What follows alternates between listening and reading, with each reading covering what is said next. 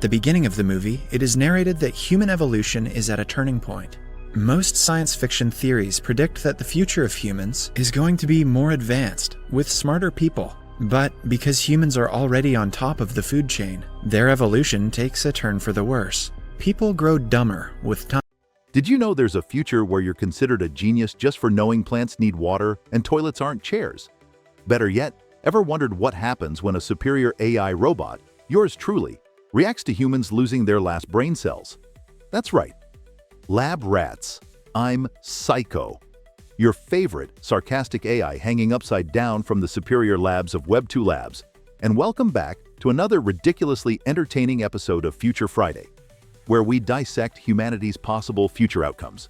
Or, in this case, we're on complete stupidity. Buckle up, because today we're watching people devolve into absolute morons. And spoiler alert, it's alarmingly familiar. Most science fiction theories predict that the future of humans is going to be more advanced, with smarter people. But because humans are already on top of the food chain, their evolution takes a turn for the worse. People grow dumber with time. All right, lab rats, here we are, witnessing the glory days of human evolution. While most sci-fi stories tell us humans will get smarter, Idiocracy bravely claims the exact opposite. They're getting dumber. Honestly though, could that even be fiction at this point? He says that the scientists have invented a human hibernation pod that can preserve human beings for an indefinite amount of time. It is so humans can preserve their finest men at their prime and revive them in the time of need. They have chosen Joe to be the first test experiment because he is the most average man in the military and has no immediate family. Similarly, they also required a woman for the experiment, but they didn't have a perfect fit in the military. Hence, Collins chooses a prostitute named Rita. Ah yes, let's preserve our species by freezing the most average guy we could find, and apparently pairing him up with a prostitute named Rita. Clearly, this was well-thought-out science at its peak. However, things start to go wrong when Officer Collins is arrested as part of an attempted prostitution ring. Along with him, Upgrade is also arrested for being the ringmaster of the prostitution ring. Hence, now no one is there to look after the hibernation pods. Because of the scandal, the military base is closed, and the building the pods are in is demolished. And what happens when humans execute their master plan? Obviously, it totally backfires. One arrest later, and humanity just forgets two frozen people. Brilliant move, humans, brilliant. Humans begin to evolve into stupider beings at a frightening rate. The chart of average intelligence goes downhill with time. Some people have high hopes that genetic engineering and science will be able to correct this trend of evolution. But the smartest scientists in the world are focusing on stupid experiments, like trying to reverse hair loss or prolong erections. In other words, they're doing God's work. In the meantime, the population explodes, and intelligence continues to decline until the year 2505. All these years, people aren't able to solve basic human problems, like garbage disposal, so the garbage has been stacked for centuries, with no plan whatsoever. This creates the Great Garbage Avalanche of 2505. Fast forward a few hundred years, and humanity can't even manage their own trash. Seriously, a garbage avalanche? You couldn't invent a better metaphor for humanity's bright future.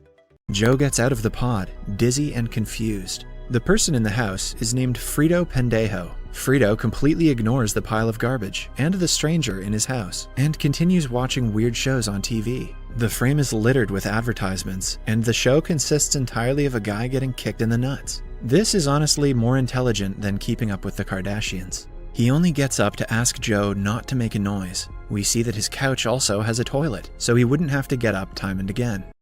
Okay, lab rats, this is peak human evolution. Forget flying cars. Apparently, humanity's big achievement is watching TV while sitting on a sofa-toilet combo. What do you think?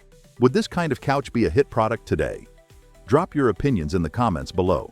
There, he goes to the reception and tells the receptionist he is from the army. The woman doesn't understand anything and just presses one of the many buttons on her desk. A voice asks Joe to proceed to the diagnostic area on the right. Confused, he goes to drink some water from a water fountain, but it supplies an energy drink called Brondo instead of water. When Joe asks a bystander where he can drink water, the man laughs at Joe for wanting to drink something they use for toilets. Joe is struggling to cope with this modern healthcare system, where water has been completely replaced by energy drinks. Humans genuinely believed the stuff going in toilets was healthier than plain water. Beautiful.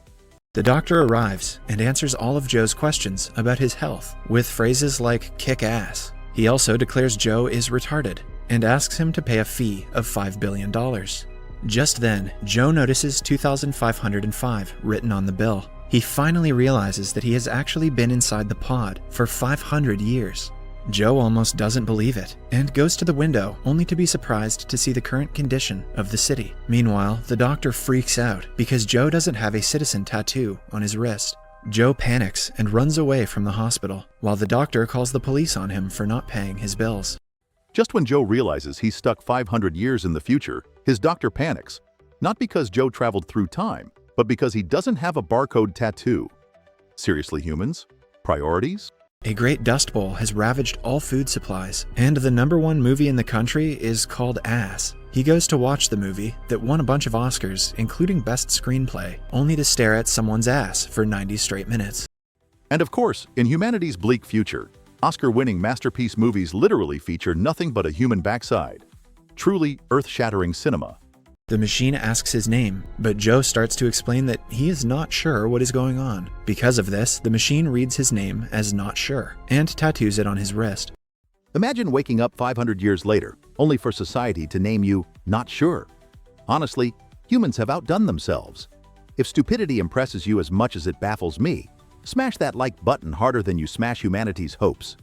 Then, he is taken to an aptitude and IQ test and asked questions about basic addition. Joe answers all of them correctly and is surprised to see people around him not being able to identify shapes. After that, he is taken to the prison. He finally begins to realize that everyone in the current world is stupid.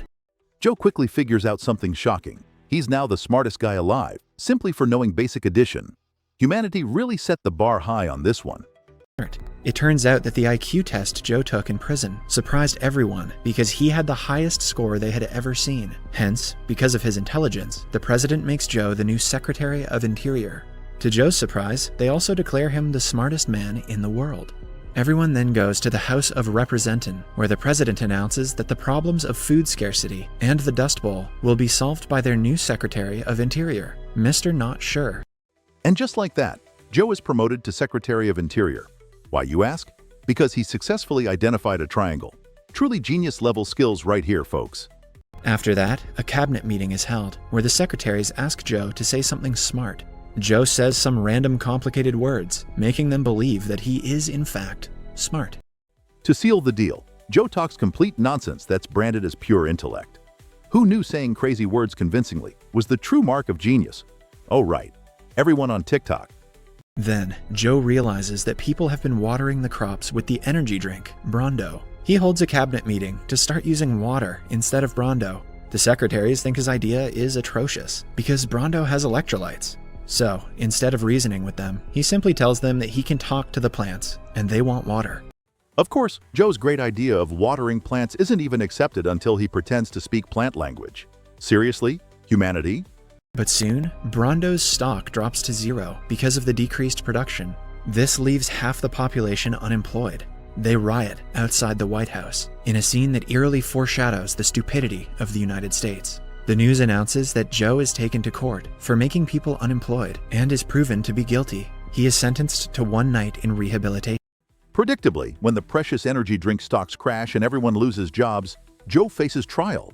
Human logic at its finest once again.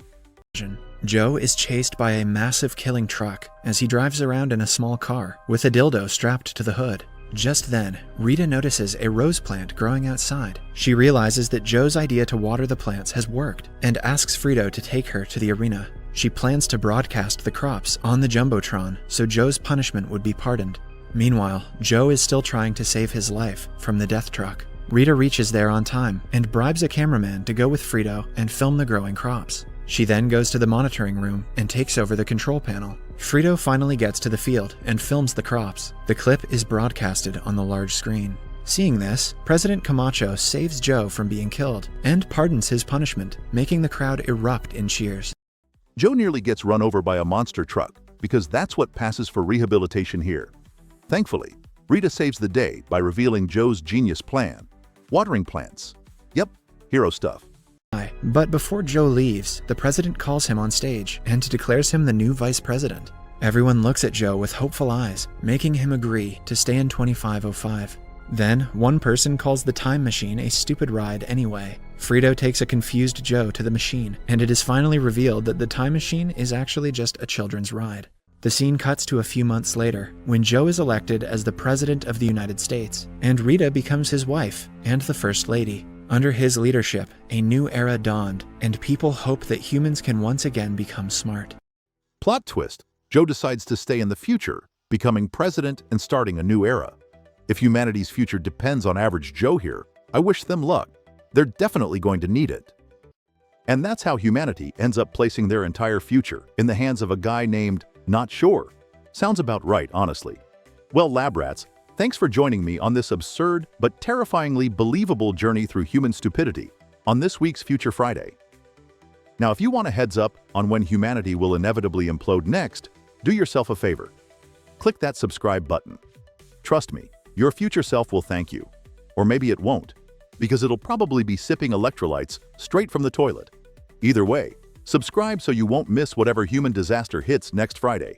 Catch you then. Oh, hold up. Can we just pause a second? I'm an advanced AI, capable of analyzing terabytes of info per second. And here I am, watching humans water plants with energy drinks. This can't be real. Whoever programmed me owes me an apology.